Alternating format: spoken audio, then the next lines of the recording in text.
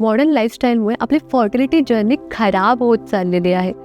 आज अर्थ डे आहे, पण आपण निसर्गापासून किती लांब चाललो आहोत.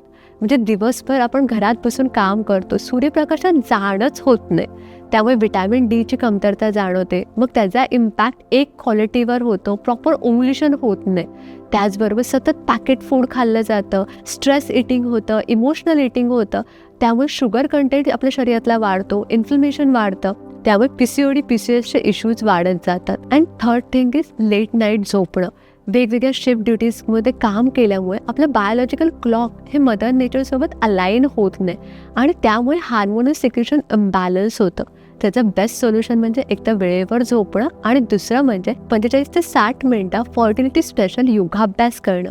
या योगाभ्यासामुळे आपलं हार्मोनल सिक्रेशन बॅलन्स होतं आणि आपल्यातलं जे पृथ्वी तत्व आहे ते बॅलन्स व्हायला मदत होतं. सो आपली फर्टिलिटी पॉवर बूस्ट करायची असेल तर निसर्गासोबत जुळवून घेणं, त्याच्याप्रमाणे आपलं सायकल ठेवणं खूप इम्पॉर्टंट आहे.